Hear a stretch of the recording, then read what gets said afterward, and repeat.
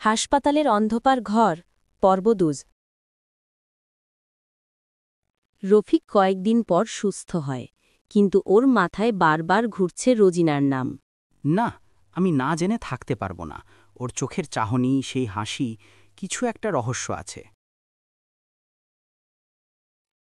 হাসপাতালের পুরনো নথি খোঁজে।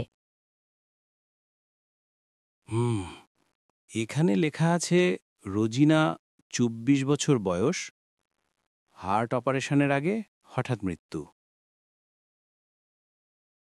অপারেশনের আগে? তাহলে হয়তো কেউ ইচ্ছে করে ওকে মেরেছে।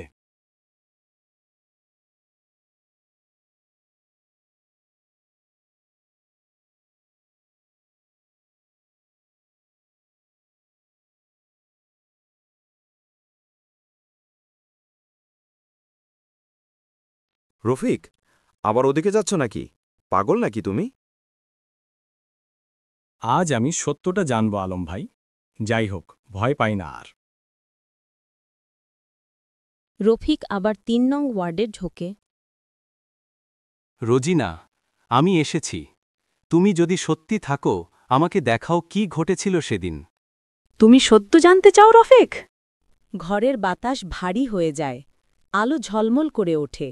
হ্যাঁ, বলো, তোমার মৃত্যু কিভাবে হয়েছিল? আমার অপারেশনের আগের রাতে ডাক্তার রায় আমাকে ভুল ইঞ্জেকশন দেয়। আমি চিৎকার করেছিলাম, কিন্তু কেউ শুনেনি। ওর ভয়ে ছিল আমি নাকি ওর ভুলটা ফাঁস করে দেব, তাই ও আমাকে চিরদিনের মতো চুপ করিয়ে দেয়। কি, ডাক্তার রায়? ও তো এখনও এখানে চাকরি করছে। হঠাৎ দরজায় শব্দ, ডাক্তার রায় ঢোকে। রফিক, তুমি এখানে কি করছো? আমি না তোমাকে নিষেধ করেছিলাম? আপনি রোজিনাকে মেরেছিলেন? এসব প্রমাণ নেই, কেউ বিশ্বাস করবে না তোকে। ঘরের বাতি নিভে যায়, রোজিনার ছায়া ভেসে ওঠে ডাক্তার রায়ের সামনে। প্রমাণ আমি নিজেই দেব। তুমি আমাকে মেরেছিলে, এখন তোমার পালা। এক ঝলক আলো, ডাক্তার রায় চিৎকার করে পড়ে যায়, সব নিস্তব্ধ। দূরে জানালায় হালকা বাতাসে এক সাদা ওড়না উড়ে যায়।